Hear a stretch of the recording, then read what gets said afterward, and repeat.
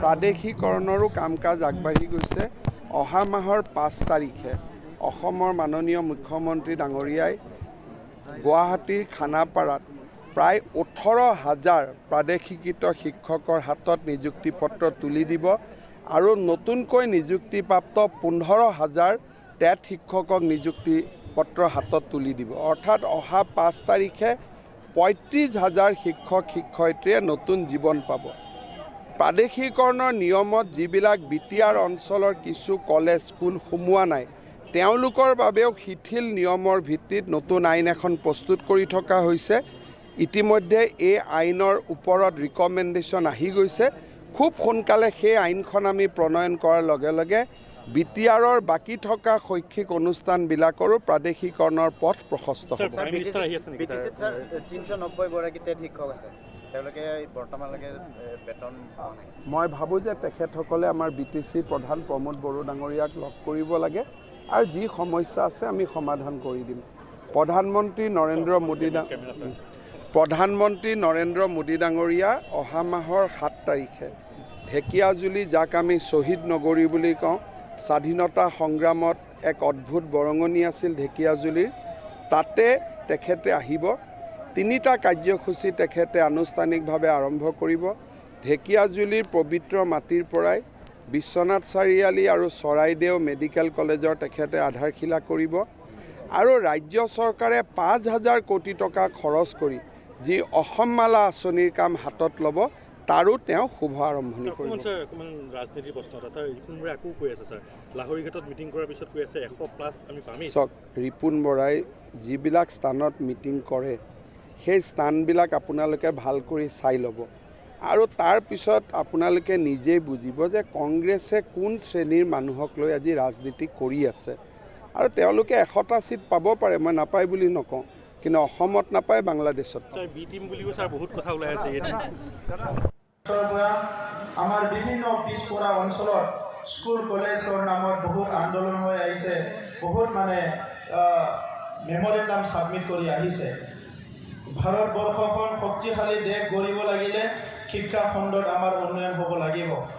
আজি সেই শিক্ষা খণ্ডত যি সমস্যাবিলাক আছিলে এই সমস্যাবিলাক দূৰ কৰাৰ কাৰণে শিক্ষামন্ত্ৰীৰ দায়িত্ব লোৱাৰ পিছত ডক্টৰ হিমন্ত বিশ্ব শৰ্মা কিছুমান ব্যতিক্ৰম পলিচিবিলাক লৈ আহিছে আৰু সেই পলিচিবিলাকৰ কাৰণে, নীতিৰ কাৰণে আজি শিক্ষা খণ্ডৰ বিভিন্ন সমস্যাবিলাক লাহে লাহেকৈ দূৰ হৈ আহিছে। আমাৰ বিটিআৰ অঞ্চলত বহুখিনি শিক্ষাত সমস্যা আছে।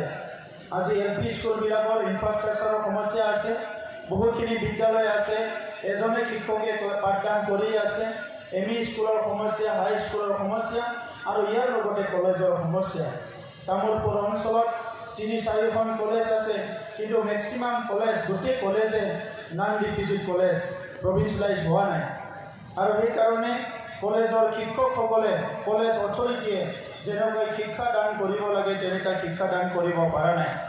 এই বৃহৎ তামোলপুৰ অঞ্চলত আজি স্বাধীনতাৰ ইমান বছৰ হ'ল, আমাৰ এই বছৰখিনিত আমি ভাল এখন মহাবিদ্যালয় স্থাপন কৰিবলৈ সক্ষম হোৱা নাই।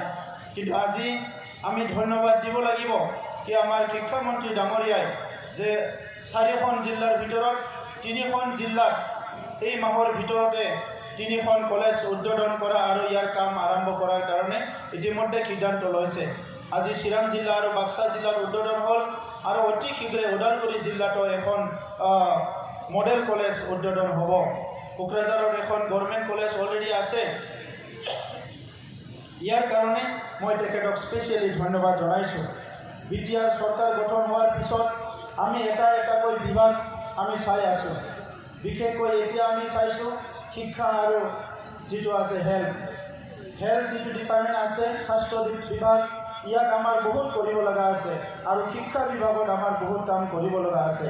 শিক্ষকৰ নাটনি, ইনফ্ৰাষ্ট্ৰাকচাৰ নাটনিৰ লগতে আমাৰ যিখিনি এটা এনভাইৰনমেণ্ট, এটা পৰিৱেশ যিটো গঢ়িব লাগে শিক্ষাৰ কাৰণে, গুণগত শিক্ষা আমি দিয়াৰ কাৰণে, লোৱাৰ কাৰণে এই পৰিৱেশটো গঢ়িব পৰা নাই। আমাৰ অঞ্চলৰ হাজাৰ হাজাৰ ছাত্ৰ ছাত্ৰী মেট্ৰিক পৰ্যায়ত, ক্লাছ 8 পৰ্যায়ত, হায়াৰ ছেকেণ্ডাৰী পৰ্যায়ত আৰু কলেজ পৰ্যায়ত এতিয়ালৈকে বহুতে ড্ৰপ আউট হৈ আছে। কলেজৰ অভাৱত আমাৰ ছাত্ৰ ছাত্ৰীসকলে উচ্চ শিক্ষাৰ পৰা বঞ্চিত হৈছে। আমাৰ অঞ্চলৰ বেছিভাগ পৰিয়ালে দৰিদ্ৰ পৰিয়াল, উপাৰ্জনৰ কাৰণে বহুত ৰাস্তা নাই। সেইকাৰণে নিজৰ ল'ৰা ছোৱালীক যেনেকৈ আমি শিক্ষা দিবলৈ বিচাৰোঁ সেই শিক্ষাবিলাক দিবলৈ নোৱাৰোঁ। আৰু সেইকাৰণে আধাতে আমাৰ ল'ৰা ছোৱালীক শিক্ষা এৰি গুজৰাট, হাৰিয়ানাৰ হাজিৰা কৰিবলৈ যাব লগা হৈছে। আৰু সেইকাৰণে আজি লাহে লাহেকৈ আজি শিক্ষাৰ উচ্চ শিক্ষা অনুষ্ঠানবিলাক আহিছে, এইটো আমাৰ কাৰণে এটা সৌভাগ্যৰ বিষয়। মই আপোনালোকক আগত ক'বলৈ পাই সুখী হৈছোঁ। এইখন আজি মডেল কলেজ ইনাগুৰেশ্যন কৰাৰ কেইদিনমান পিছতে এই কুমৰিকাটা অঞ্চলত আকৌ এটা ভেটেনাৰী কলেজৰ উদ্বোধন কৰা হ'ব। আমাৰ যোৱা 27 জানুৱাৰীত যি এটা বিটিআৰ চুক্তি হৈ গ'ল, এই বিটিআৰ চুক্তিখন অকল শান্তিৰ চুক্তি নহয়, এই চুক্তিখন প্ৰগতিৰ চুক্তি।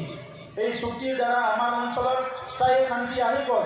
যোৱা 30-40টা বছৰ আমাৰ প্ৰত্যেক মুহূৰ্তত এটা অনিশ্চয়তা আছিলে, ভয় ভীতৰ মাজত ৰাইজে আছিলে, আৰ্মি পুলিচৰ অপাৰেশ্যন চলি আছিলে, বিভিন্ন ধন দাবী, কিডনেপ, হত্যা, হিংসা আমাৰ অঞ্চলত চলি আছিলে। কিন্তু যোৱা 27 জানুৱাৰীত এখন চুক্তি হৈ যোৱাৰ পিছত ইয়াত স্থায়ীভাৱে শান্তি আহি গ'ল। এতিয়া কোনো মানুহে আজি দিনে ৰাতি নিজৰ কাম কাজত ৰাস্তালৈ ওলাই গ'লে, অফিচলৈ ওলাই গ'লে কোনো ভয় কৰিব লগা নাই। আপোনালোকে অনুভৱ কৰিছেনে? শান্তি আহিছেনে নাই ৰাইজ? ভয় আছে নেকি এতিয়াও? এতিয়া একো ভয় নাই, এতিয়া শান্তি আহি গ'ল, নিৰাপত্তা আহি গ'ল। আৰু ইয়াৰ লগতে এই নিৰ্বাচনত আৰু এটা ডাঙৰ কাম হ'ল, আমাৰ জাতি জনগোষ্ঠীৰ মাজত বিভিন্ন পৰিৱেশৰ কাৰণত আমাৰ মাজত ভেদাভেদ সৃষ্টি হৈছিলে। কিন্তু এইখন এনেকুৱা এটা নিৰ্বাচন হৈ গ'ল, যি নিৰ্বাচনৰ দ্বাৰাই আমাৰ মাজত বড়ো অবড়ো যি পৰিৱেশ এইটো চিৰদিনৰ কাৰণে নাইকিয়া হ'ল। আৰু আজি আমি চবেই মিলি পেলাই একেলগে আমি কাম কৰি আছোঁ। এই চৰকাৰৰ প্ৰথমবাৰৰ কাৰণে আজি চৰকাৰৰ যিবিলাক ইএম আছে, এইটো অকল বড়ো নহয়, বিভিন্ন জনগোষ্ঠীৰ ইএম আজি আমাৰ মাজত আছে। চৰকাৰী পলিচি যিবিলাক লোৱা হ'ব, এই পলিচিবিলাক একেলগে লোৱা হ'ব। তো সেইকাৰণে আমি পৰিৱৰ্তনৰ যি কথা কৈছিলোঁ, এইটো বাস্তৱত ৰূপায়ণ কৰাৰ কাৰণে আমি বহুত পদক্ষেপ লৈ আছোঁ। ভূমি পাট্টাৰ কাৰণে দীৰ্ঘদিন ধৰি আন্দোলন কৰিলে, ফৰেষ্ট অঞ্চলত বসবাস কৰাসকলে ভূমি পাট্টা পোৱা নাই।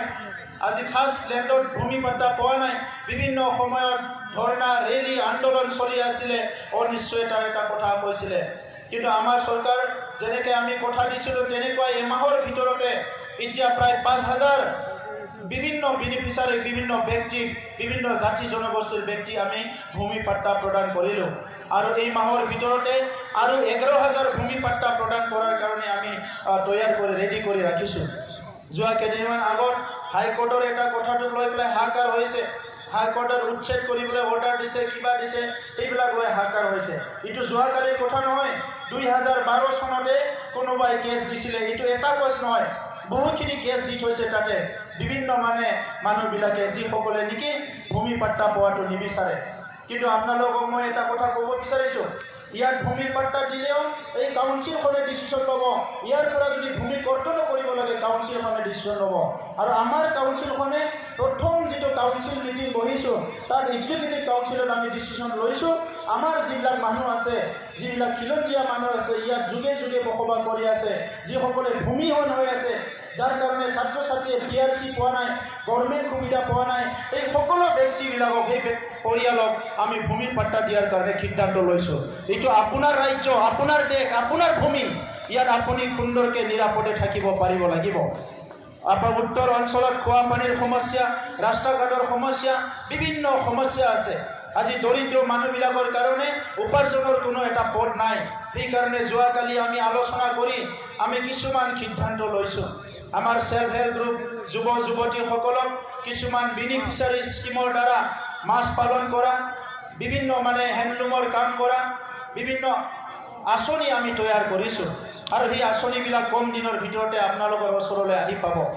এই চৰকাৰখনত যোৱা 17 বছৰে মেক্সিমাম ছাপ্লাইৰ কাম হৈছিলে, এইটো ছাপ্লাই এইটো ছাপ্লাই এইটো ছাপ্লাই। এতিয়াও বহু ব্লক অফিচত বিভিন্ন অফিচত কম্বল খুটা দাম হৈ আছে, কাকো ভাগাই দিয়া নাই। ৰাইজৰ টকা তেনেকুৱাই পচি গেলি শেষ হৈ গৈছে।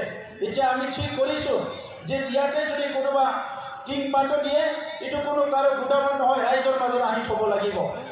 ইয়াত যদি কোনোবা কিবা এটা ৰাইজক দিবলৈ ওলাইছে, ৰাইজক লৈ কাম কৰিব লাগিব। আৰু আমি ইতিমধ্যে সিদ্ধান্ত লৈছোঁ 33টা ব্লক আছে, প্ৰত্যেকটো ব্লকক আমি নিৰ্বাচনৰ আগত কোৱাৰ নিচিনা কাষ্টম হায়াৰিং চেণ্টাৰ আমি দিবলৈ ওলাইছোঁ। এই কাষ্টম হায়াৰিং চেণ্টাৰত 3খনকৈ ট্ৰেক্টৰ থাকিব, ধান কটা মেচিন থাকিব আৰু ধান ৰোৱা মেচিন থাকিব। আৰু ৰাইজে এইটো বিনামূলীয়াকৈ নি পেলাই নিজে নিজে খেতিৰ কামত ব্যৱহাৰ কৰিব পাৰিব। তো শ্ৰদ্ধা ৰাইজ, আমাৰ অসম চৰকাৰ আৰু ভাৰত চৰকাৰৰ আশীৰ্বাদ আমাৰ চৰকাৰৰ ওপৰত আছে। নৰেন্দ্ৰ মোদী ডাঙৰীয়াই